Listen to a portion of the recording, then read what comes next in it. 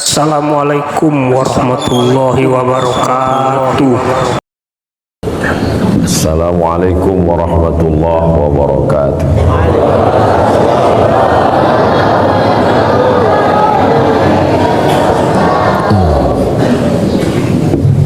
Allahu Akbar, Allahu Akbar.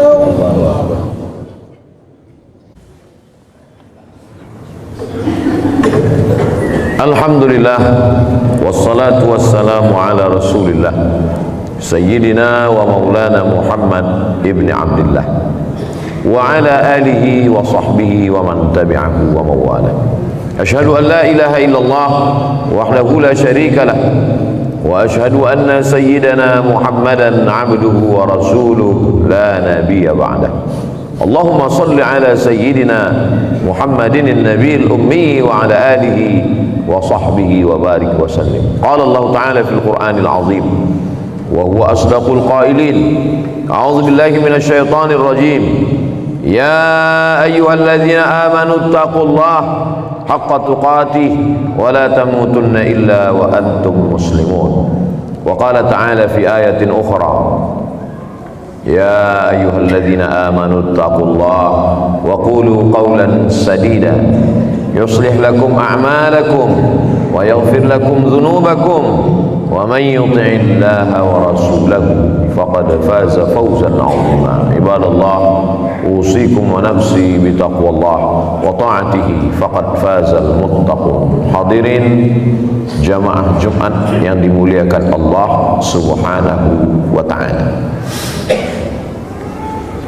Seekor babi hutan mati, lalu berebutlah harimau, singa, serigala, hiena.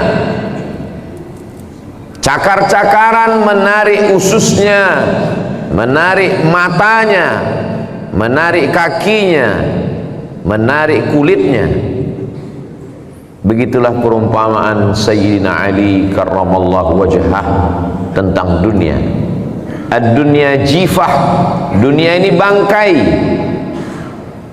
Ad-dunya jifah, dunia ini hanyalah setumpuk daging busuk.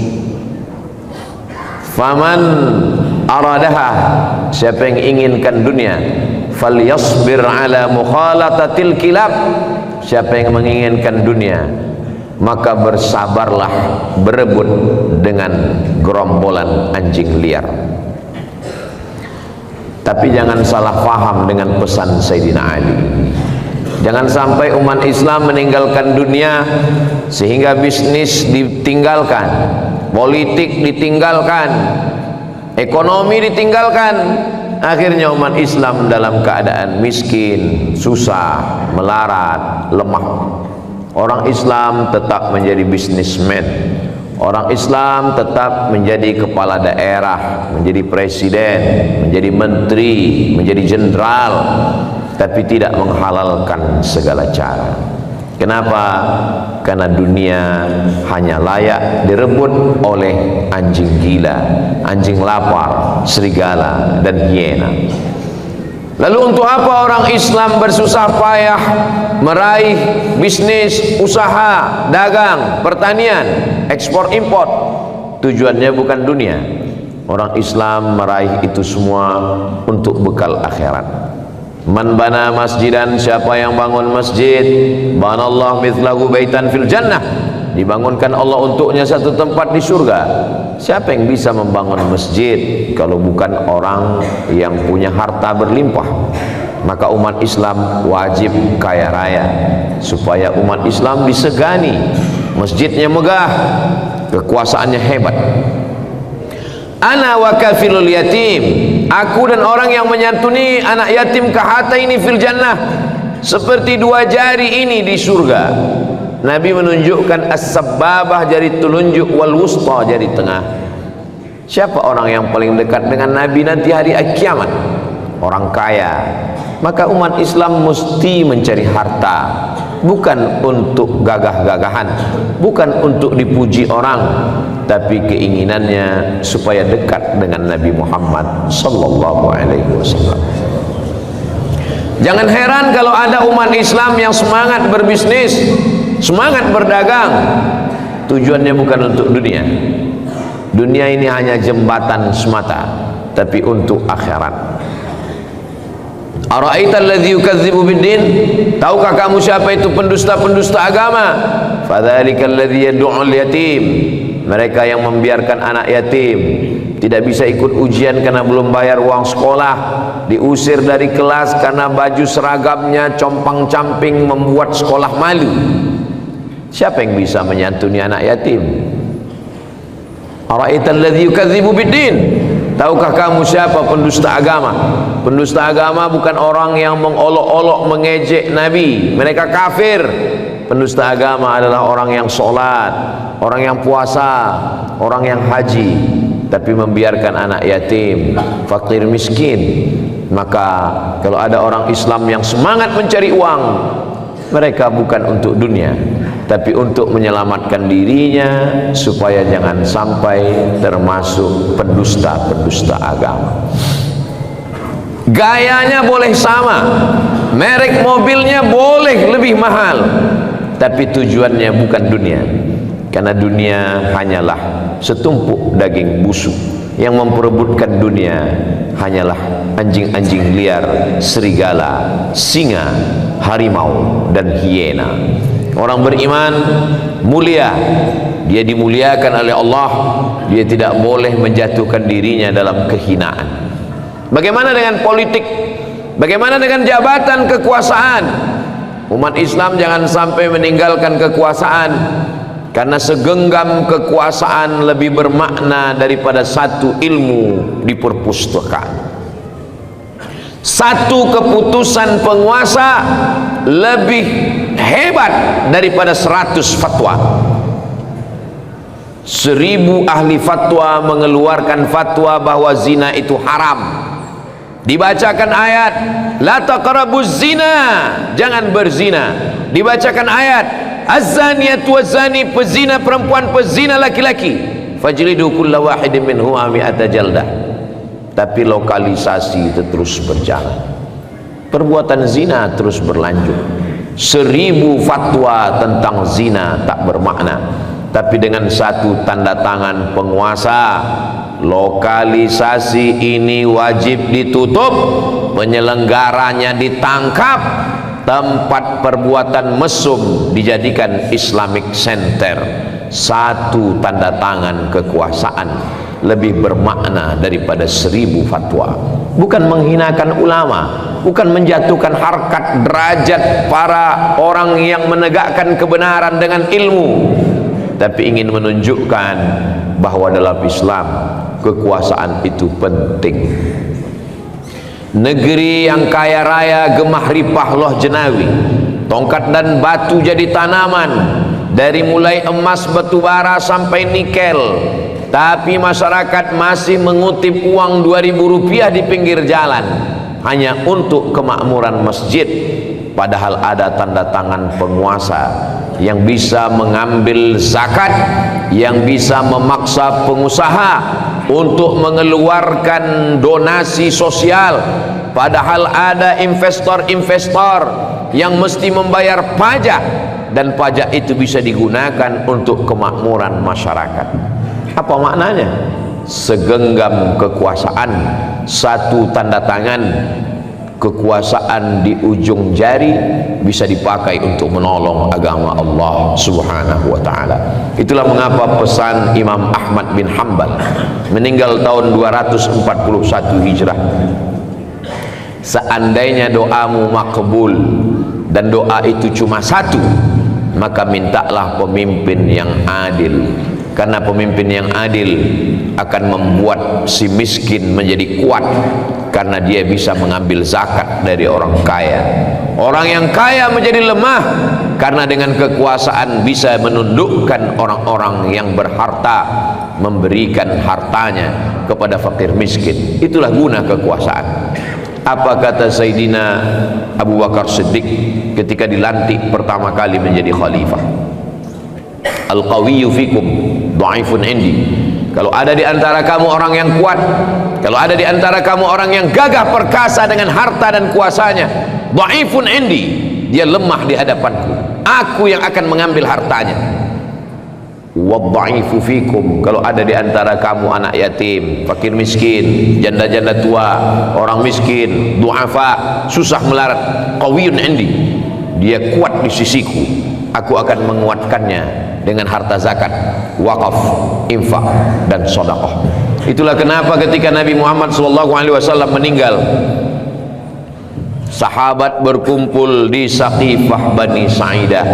Mereka bermusyawarah ingin mengangkat kepemimpinan sesudah Nabi Muhammad sallallahu alaihi wasallam. Sahabat tidak hanya duduk berzikir di masjid menunggu malaikat maut datang mencabut nyawa. Sahabat tidak duduk di masjid membaca Quran, tapi sahabat berkumpul bermusyawarah mengangkat pemimpin pengganti Nabi Muhammad sallallahu alaihi wasallam, bukan sebagai nabi, la nabiyya ba'dah, tidak ada lagi nabi sesudah Nabi Muhammad sallallahu alaihi wasallam, sebagai pemimpin politik. Masing-masing mereka punya calon. Datang sahabat dari kota Al-Madinah Al-Munawwarah, mereka punya calon namanya Sa'ad bin Ubadah. Datang sahabat dari kota Makkah Al-Mukarramah, mereka punya calon namanya Umar bin Khattab. Umar lebih kuat, Umar gagah perkasa, Umar sahabat Nabi. Sa'ad juga lebih kuat, dia panglima perang, dia dibanggakan oleh orang Madinah. Masing-masing punya calon. Sampai akhirnya dibacakan hadis Nabi, Al-a'immah min Quraisy, pemimpin mesti diangkat dari Quraisy. Dengan hadis ini tereliminasilah Sa'ad bin Ubadah karena dia bukan Quraisy. Maka menanglah Umar bin Khattab. Tapi ternyata Umar dengan rendah hatinya mengatakan, ada orang yang lebih tepat. Ketika Nabi sakit, yang diangkat menjadi imam salat adalah Sayyidina Abu Bakar Siddiq radhiyallahu anhu. Abu Bakar khalifah, Abu Bakar Quraisy, Abu Bakar lebih tua. Abu Bakar menjadi imam pengganti Rasulullah saat Nabi sakit, maka Abu Bakar Siddiq lebih layak. Sahabat Nabi berkumpul, tempat itu bernama Saqifah Bani Sa'idah. Tanah termahal bukan tanah Las Vegas, tanah termahal bukan tanah Inggris Eropa, tanah termahal adalah tanah kota Makkah dan Al-Madinah Al-Munawwarah. Di atas tanah ini tidak dibangun hotel, di atas tanah ini dibiarkan tanam-tanaman tumbuh, bunga-bunga mekar untuk mengenang. Kalau kita menghadap ke arah kiblat, sebelah kiri Masjid Nabawi, sebelah kanan adalah Saqifah Bani Sa'idah, tempat pelantikan Sayyidina Abu Bakar Siddiq. Di mana Sayyidina Ali? Kenapa Sayyidina Ali tidak ikut pada pengangkatan itu? Syiah menuduh Sayyidina Ali ditinggalkan. Fitnah terhadap sahabat radhiyallahu anhum. Kalau kita meninggal dunia, yang paling layak memandikan jenazah kita adalah anak laki-laki. Nabi Muhammad SAW tidak punya anak laki-laki, tapi dia punya menantu, suami dari Sayyidatuna Aisyah, suami daripada Sayyidatuna Fatimatu Zahra. Maka dia adalah Sayyidina Ali karramallahu wajhah. Maka yang mengurus jenazahnya adalah Sayyidina Ali, Sayyidina Al-Hasan, Sayyidina Al-Husain, Sayyidina Abbas bin Abdul Muttalib, Sayyidina Abdullah bin Abbas radhiyallahu anhuma, Sayyidina Fadl bin Abbas. Yang mengurus jenazah Nabi adalah keluarga ahli bait, sedangkan sahabat Nabi mengurus bidang politik. Nabi sallallahu alaihi wasallam meninggalkan kita dalam keadaan lailuha kanahariha, malamnya terang benderang seperti siang. Kota itu disebut dengan kota yang bercahaya, Al-Madinah Al-Munawwarah. Ketika Nabi Musa meninggal dunia, pengikutnya dalam keadaan susah. Perjalanan belum sampai ke Palestina, dilanjutkan oleh Yusha bin Nun.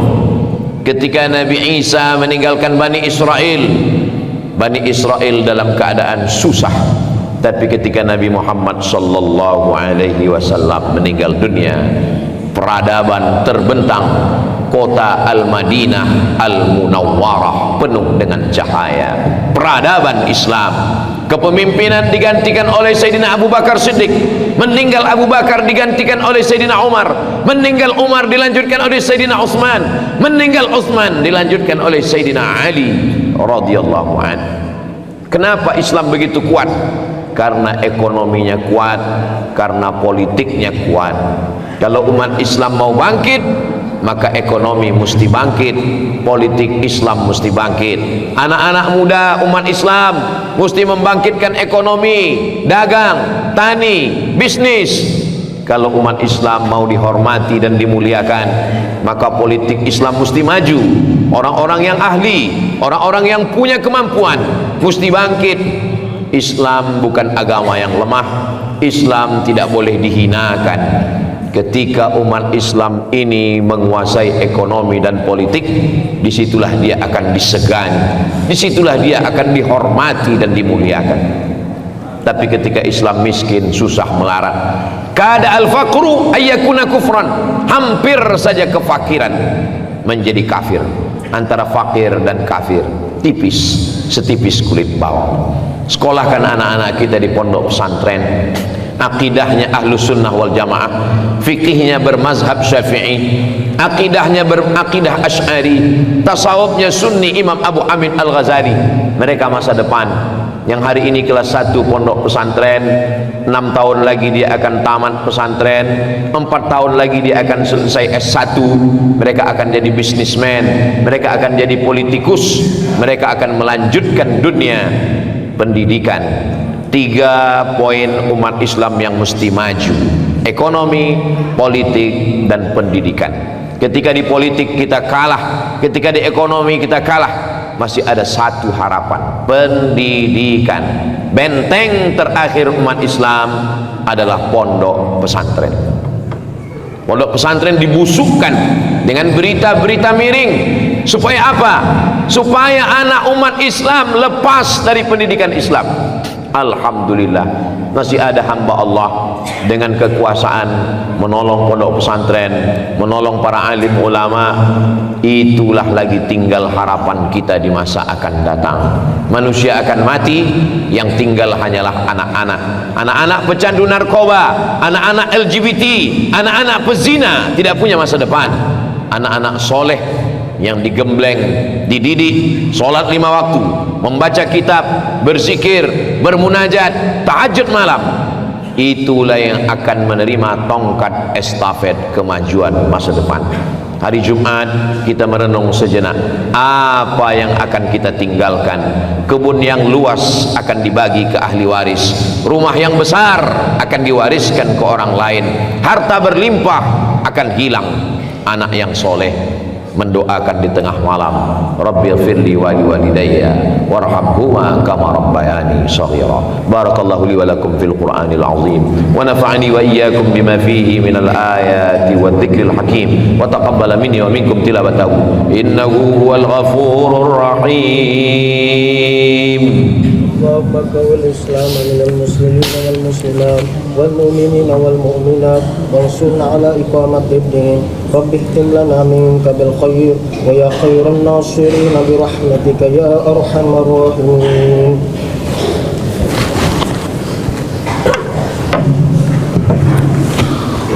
Alhamdulillahilladzi bini'matihi tatimmu shalihat, wassalatu wassalamu ala sayyidis sadat wa ala alihi wa ashabihi alil fadaili wal karamat. Asyhadu an la ilaha illallah wahdahu la syarika lah wa asyhadu anna sayyidana Muhammadan abduhu wa rasuluh wa safiyyuhu min khalqihi wa khaliluh, addal amanah wa ballagha ar-risalah wa nasaha lil ummah wa tarakana 'alal mahajjatil bayda lailuha kanahariha la yazighu anha illa halik. Allahumma salli ala sayyidina Muhammadin an-nabiyil ummi wa ala alihi wa sahbihi wa barik wa sallim. Qala Allah ta'ala fil Qur'anil azim wa huwa asdaqul qailin. A'udzu billahi minasy syaithanir rajim. Ya ayyuhalladzina amanu isbiru wa sabiru wa rabitu. Wa qala ta'ala fi ayatin ukhra, innallaha wa malaikatahu yusalluna 'alan nabi. Ya ayyuhalladzina amanu sallu 'alaihi wa sallimu taslima. Allahumma ighfir lil muslimina wal muslimat والمؤمنين والمؤمنات الأحياء منهم والأموات برحمتك يا أرحم الراحمين. اللهم أعز الإسلام والمسلمين واخذل الكفرة والمشركين ودمر أعداءك أعداء الدين. اللهم انصر إخواننا المجاهدين في فلسطين وفي رهينها وفي كل مكان من مشارق الأرض إلى مغاربها. اللهم اجعل هذا البلد بلدا آمنا. اللهم دافع عنا الغلاء والوباء والفحشاء والربا والزنا والمنكر والسيوف المختلفة والشدائد والمحن ما ظهر منها وما بطن من بلدنا هذا إندونيسيا خاصة ومن بلدان المسلمين عامة. عباد الله أوصيكم ونفسي بتقوى الله وطاعته فقد فاز المتقون. إن الله يأمر بالعدل والإحسان وإيتاء ذي القربى وينهى عن الفحشاء والمنكر والبغي يعظكم لعلكم تذكرون. فاذكروا الله العظيم يذكركم واسألوه من فضله يعطكم ولذكر الله أكبر والله يعلم ما تصنعون. أقم الصلاة.